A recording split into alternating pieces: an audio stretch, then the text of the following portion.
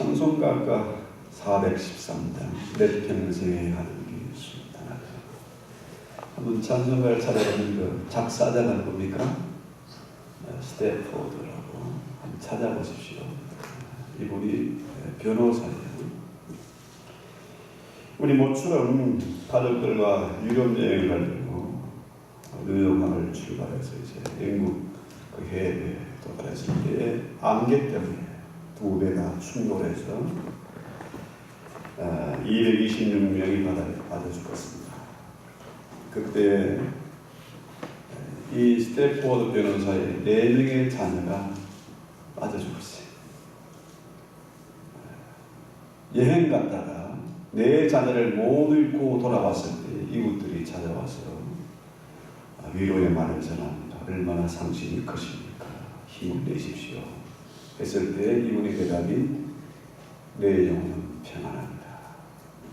이 대답을 하고 그 다음에 우리 영감을 얻어서 쓴 노래가 내 평생에 하는 순탄을 늘 잔잔한 강 같던지 큰 풍파로 무섭고 어렵던지 내 영혼은 늘 평안하다. 참 놀라운 이런 신앙의 고백이고 대단한 간증이죠.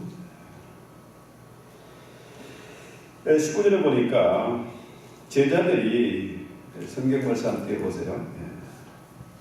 유대인들을 두려워해서 문을 걸어 잠갔습니다.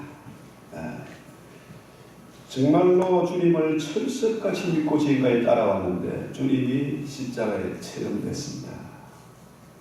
이제는 더 이상 피난처가 없고 의지할 데가 없습니다.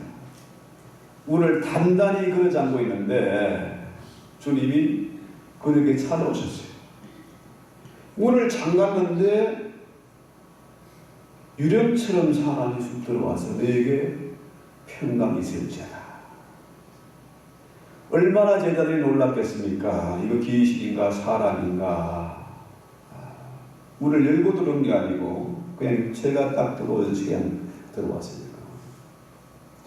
주님을 만났을 때에 얼마나 두려웠겠습니까? 창피했겠습니까? 그런데 오늘 성경에 보니까 20절에 뭐라 그래요? 제자들이 주를 보고 기뻐하더라. 창에 상한 그 옆구리와 못 박인 그 손을 보이시니까 유령은 뼈가 고사였는데 봐라, 나는 귀신 아니다. 나는 뼈도 있고 살도 있다. 직접 보여주니까 주를 보고 기뻐하더라. 단순히 기뻐한 게 아니고 영혼을 많이 오고조해야 합니다. 기쁨이 너무너무 넘칩니다. 한번 그 장면을 상상해 보십시오. 앞이 캄캄했는데 너무너무 무서워서 숨었는데 드디어 주님이 부활하신 주님이 나타나신 겁니다. 너무 기뻐하는 그런 장면이죠. 자, 이들이 부활하신 예수님의 소식을 들었는데 그걸 믿지 못했잖아요. 주님이 평소에 말씀하셨지만은 저희들은 믿지 못해서 숨어 있었는데 부활하신 주님을 직접 만나보고 나니까 기쁨이 충만했다. 그렇죠? 자, 우리 주님이 이 땅에 오실 때 천사들의 노래 소리가 들렸습니다. 하늘의 영광이요 땅에는 뭐라고요? 기뻐하심을 입은 사람들 중에 평화로다. 우리 주님은 평화의 왕으로 오셨어요. 우리 주님은 마지막 순간까지 평강을 잃지 않았습니다. 풍랑이라는 바다에서도 주무셨고, 요즘 사람들 보세요.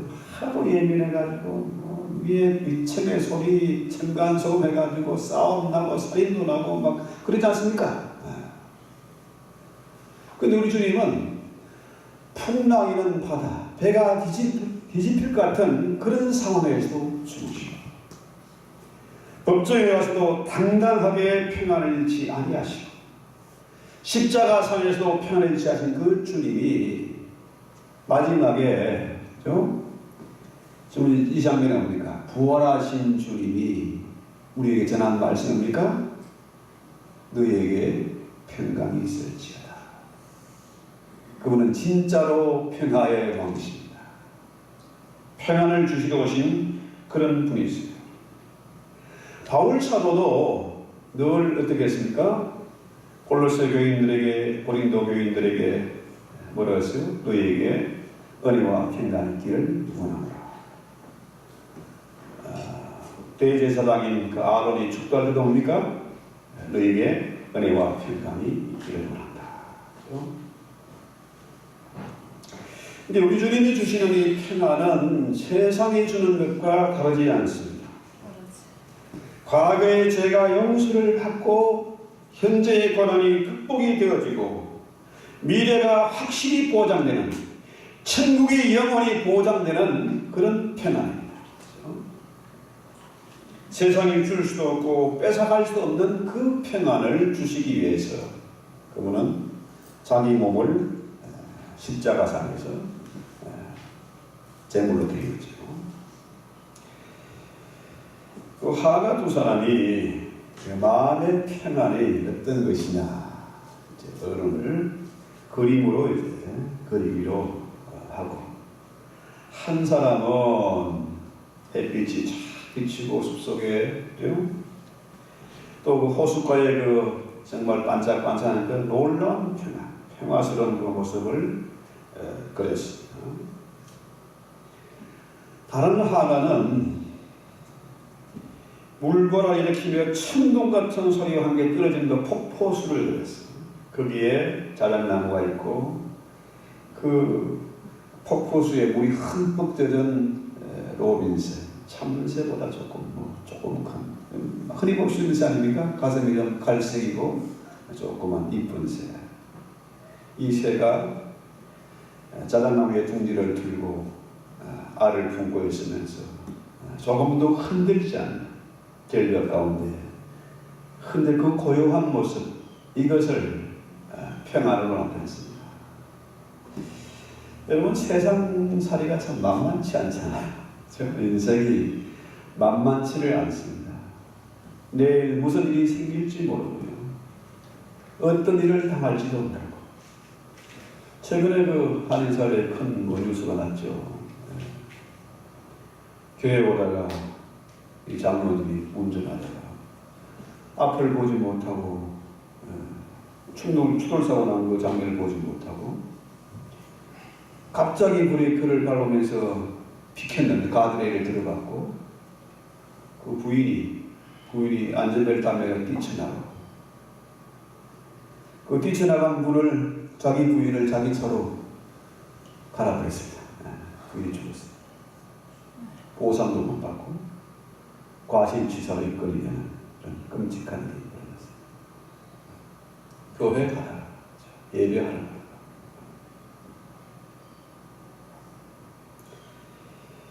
자, 인생이 참 만만치 않고 늘 근심과 두려움이 있고 불안하고 이런 세상, 내일을 알지 못한 이런 세상 가운데서 우리에게 정말 필요한 것은 평안입니다. 그렇죠? 날마다 평안하면 좋은데 언제 풍랑이 휘몰아칠지 천둥번개가 칠지 모르는 겁니다. 그렇잖아요. 그런데 그런 속에서도 누릴 수 있는 평강, 그죠? 그 평안이 진짜 평안입니다. 사랑하는 사람도 평안이 필요하고 정치인이나 또 환자들에게도 평안이 필요합니다. 암 선고를 받고 불안하면 제대로 못 죽어요. 그죠? 암에 걸려서도 평안을 있어야 돼요. 재난을 만나도 평안을 위해. 공부하는 학생들도 마음이 복잡하고 불안하면 공부가 안 되잖아요.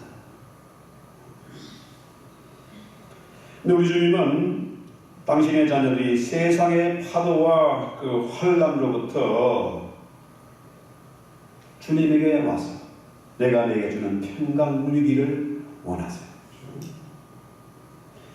20절에 보니까요. 이 말씀을 하시고 손과 옆구리를 보이시니 제자들이 주를 보고 기뻐하더라. 자, 옆구리는 뭡니까? 로마 군병들이 옆구리를 찔렀습니다. 찔렀습니다. 옆구리를 통해서 어디에 이릅니까? 심장, 이 가슴에 이릅니다. 심장에. 우리 주님이 그 창의 허리를 상해서, 가슴을 상해서, 그걸 상해가지고 그분이 우리에게 뭘 주셨습니까? 평안을 우리에게 하셨어요. 우리가 세상을 살며 수많은 사람들을 만납니다. 그렇잖아요? 그런데 정말 가슴과 가슴이, 마음과 마음이 통하는 사람은 많지 않습니다. 그렇잖아요?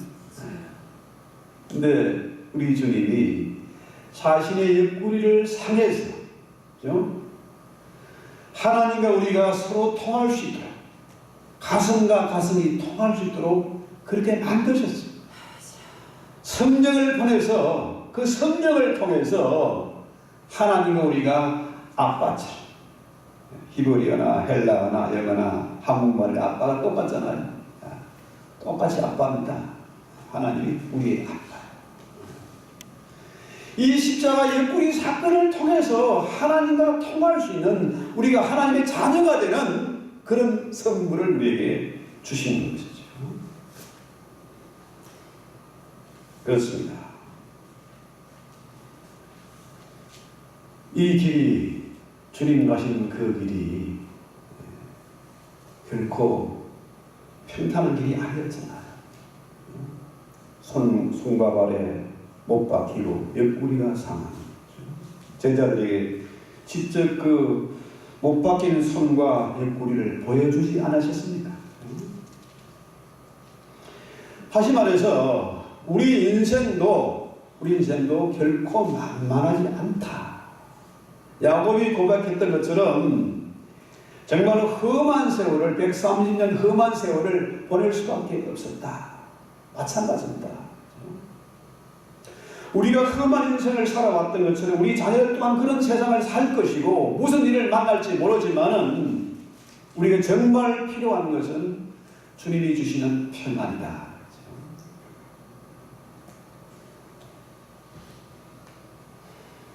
그러면서 21절 한번 보세요. 21절입니다. 예수께서 또 계시되 너희에게 평강이 있으리라. 또 평안을 빌어주십니다. 아버지께서 나를 보내신 같이 나도 너희를 세상에 보낸다.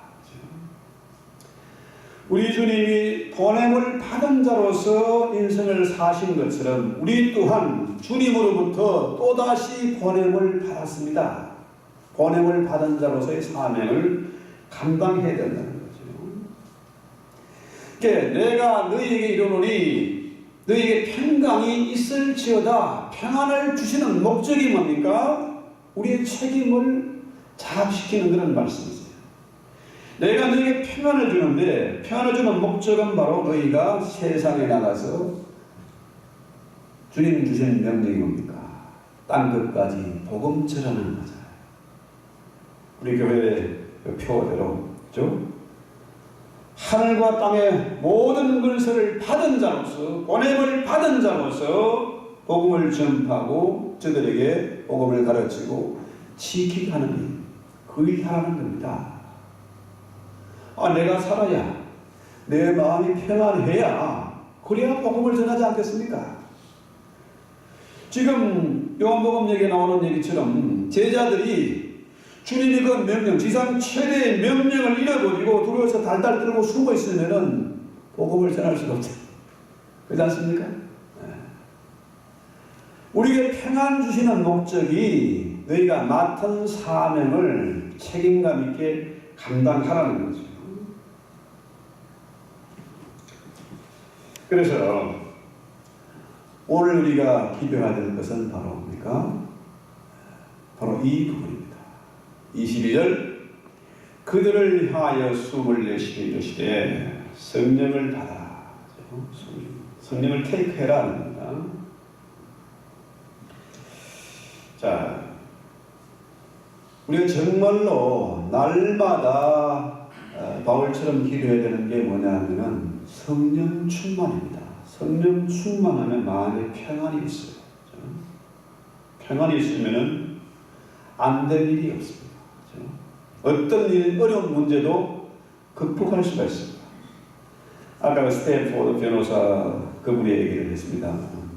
내 자녀를 한꺼번에 잃는 그런 끔찍한 재앙을 당해서도 흔들리지 않는, 또 시편에 나온 내용도 산이 흔들리지 뿌리채 뽑혀서 바다 가운데 빠진다 할지라도 요동치 않는 그 평안이 있어야 무슨 일을 제대로 할 수가 있는 거죠.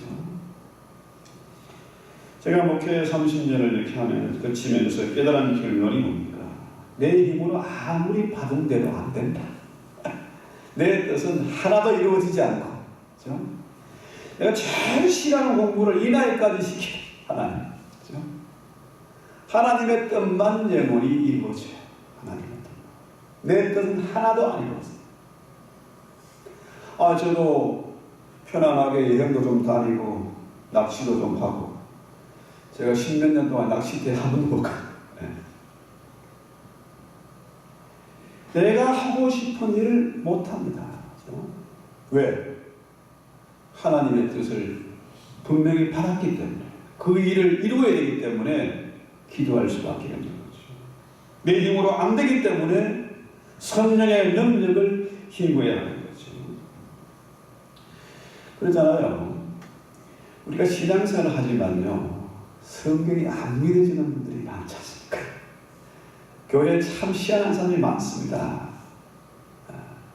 우리 교회 뭐 다른 경우입니다만은 뭐 사업하러 오는 사람, 연애하러 오는 사람, 뭐 옷자랑, 자식자랑하러 오는 사람, 심지어 교회 오는 사람 중에서 또 도둑놈도 있잖아요. 그렇죠? 물건 훔치러 오는 게, 신발 훔치러. 그런데 이 성령의 능력이 아니면요, 성경이 안 믿어집니다. 아무리 성경을 믿으려 해도 안 믿어져요. 어떤 분이 저한테 그런 얘기해요. 목사님, 뭐 예수 잘 믿게 하는 그런 친구는 없습니까? 성경이 안 믿어지니까. 자, 우리가 태평양을 건너서 이 땅에 와 있습니다. 자녀 때문에 온 분도 있을 테고, 아메리칸 드림을 가지고 온 분도 있을 테고, 유학 온 분도 있을 테고, 어느 경우든지 우리가 이 땅에 와 있습니다. 어떻게 와 있습니까? 내 뜻대로 온 것이 아니라 오늘 성경 말씀처럼 아버지께서 나를 보내신 같이 나도 너희를 보낸다. 하나님 우리를 이 땅에 보내셨다. 내가 보냄을 받은 자다 할 때에 우리는 할 말이 있습니다. 할 일이 있습니다. 절대로 어려움을 당해도 비참하지 않습니다. 세탁소에 가서 일을 하든지, 그죠? 청소를 하러 가든지, 딜리버리 하든지, 지금 내가 돈 때문에 괴로움을 당하는지, 그죠? 어느 경우든지 보냄을 받은 자로 하나님이 나를 양자 삼아주시고 나를 통해서 하실 일이 있다 생각하면요, 절대로 비참하거나 비굴하지 않습니다. 언제나 당당할 수 있습니다. 그렇죠? 그러면서 22절에 보면요, 숨을 내쉬고 이랬을 때 성령을 받아라. 성령 받아야 된다는 겁니다. 성령. 숨을 내쉬며 이것이 창세기 2장에 나오는 그 장미연상되잖아요. 하나님께서 아담의 코에 생기를 불어넣었다. 생기를. 하나님이 아담의 코에 성령을 불어넣은 겁니다. 하나님의 거룩하고 깨끗한 피를 불어넣은 겁니다. 생명을 불어넣어서 그래서 생명이 됐잖아요. 그래서 유대인들은 아이가 태어날 때 무한하게 제일 먼저 하는 일이, 아이가 태어나면 가장 먼저 하는 일이 의아하고 울잖아요. 입을 벌려서 울어제키죠. 그때 하나님이 그 코에 생명을 불어넣는다, 이렇게 이해하고 있습니다. 아이가 처음에 태어나면 우는 겁니다. 서러워서 괴로워서 이게 우는 게 아니고요. 이제 어머니의 몸속에서 보호받다가 이제 분리된 생명으로 이제는 새로운 생명으로 살아가야 하는 거죠. 그때 하나님이 생명을 부른 것입니다. 그 문제는 아이들이요, 요즘은 대부분 집에서 태어나는 게 아니고 병원에서 태어나요. 이게 참 비극이지 않습니까? 인류의 비극입니다. 아이가 엄마의 품속에서 늘 엄마의 심장 소리를 듣고 10개월을 지내서 이 세상에 나오는데 어귀하고 태어나니까 엄마의 심장 소리를 들을 수 없는 거 아닙니까? 계속 울잖아요. 신생아실에 뭐 10명이고 20명이고 30명이 있는데 한 해가 울면은 어떻게 해요? 등갈 다 울어. 이 시끄러워서 애들이 잠을 잘 수가 없고 기가 막히잖아요. 그래서 한 간호사가 지혜를 전했어요. 엄마가 아이가 엄마 뱃속에 있을 때 듣던 그 심장의 고동 소리를 녹음을 해가지고 틀어줬더니 조용하더라.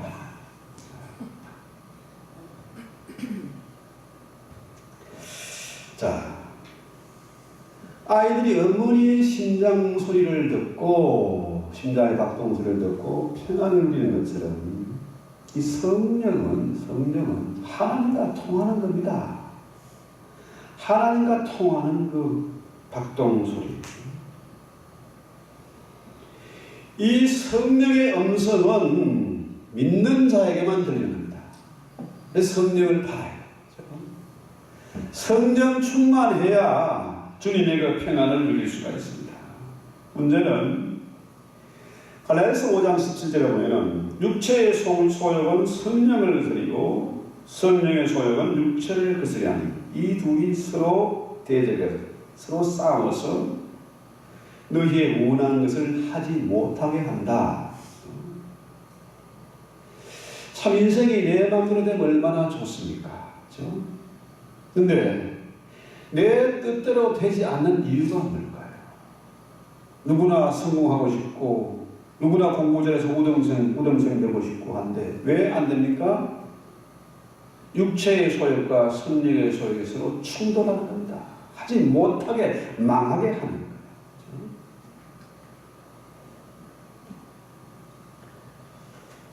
자, 반대로 제가 성령의 그 충만한 은혜, 그렇죠? 성령의 은혜를 체험하고 나니까요, 좀 느긋해졌습니다.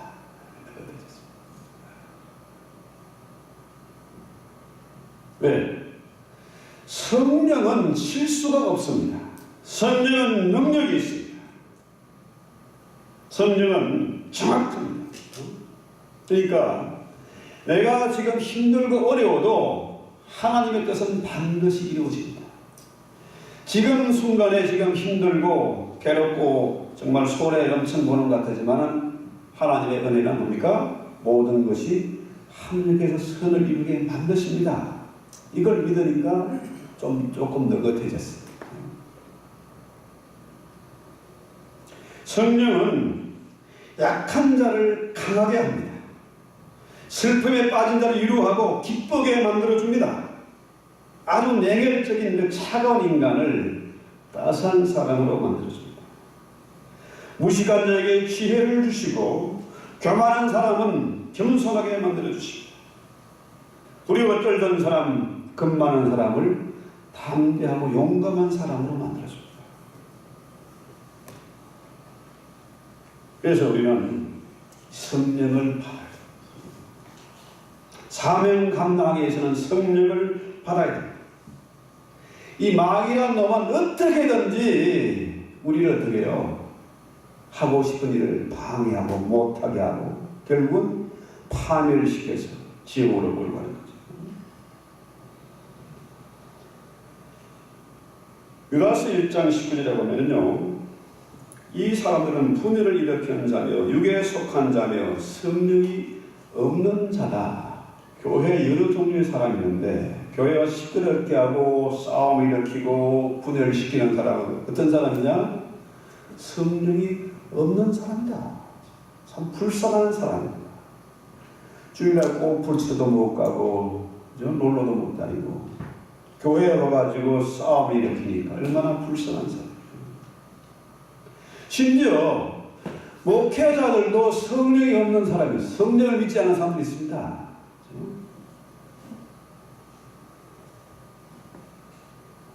교회에서 직분을 받은 사람, 목회자라도 예수 믿지 않는 사람이 있다, 이 말이죠.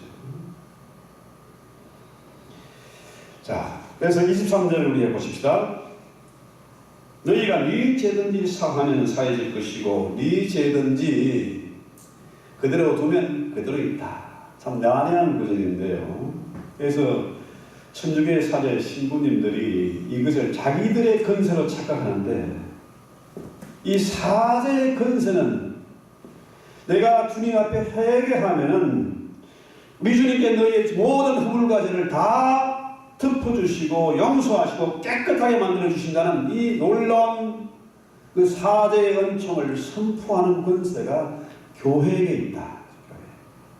교회는 사제의 은총을 선포할 수 있는 그런 권세가 있습니다. 왜? 이 죄 문제를 해결받아야 마음의 평안이 있잖아요. 죄 짓고는 못 산다, 발 뻗고 못 잔다, 이 말이 뭡니까? 죄 짓고는 마음의 평안이 없다. 그런데 오늘 우리가 예배하면 주님의 이름으로 교회에서 이 사제 은총을 담대하게 선포하고 이것을 믿게 되면은 평안이 오는 겁니다. 평안. 그렇죠? 평안이 있습니다. 베드로 요한이 엄청난 얘기를 하잖아요. 나에게 은과 금은 없지만은 내가 나사렛 예수의 이름으로 명령하니 일어나 걸으라 하니까, 그죠? 구걸을 하던 안전뱅이가 일어나서 벌떡 일어나서 걷지 않습니까? 그죠? 문제는 오늘날 사람들이 참 풍요한 세상에 살고 있습니다. 교회도 돈이 있고 건물이 웅장하고 한데, 문제는 뭡니까? 이 사제를 선포하는 권세를 잃어버렸습니다. 망각했습니다. 목회자들이 배가 나오고 기름기가 흐르지만은 이 권세를 잃어버렸으니까 이게 참 심각하고 안타까운 일이죠. 이 사제 은총은 은광금을 주고도 살 수가 없는 것입니다. 그렇죠? 문제는 이 사제 은총을 선포하는 권세를 잃어버렸습니다. 은과 금은 있는데 그놈의 돈 때문에 이 엄청난 것을 잃어버렸으니까 어떻게 됩니까? 평강이 없는. 교회에 와도 은혜가 안 됩니다. 평안이 없어요. 목회자 염력이 떨어지니까 교회가 시끄럽잖아요. 이민사의 문제가 참 이런 것 같아요. 예배를 통해 우리가 힘을 얻고 평안을 얻어야 되는데 그게 안 되니까 이 악순환이 계속 반복되는 겁니다.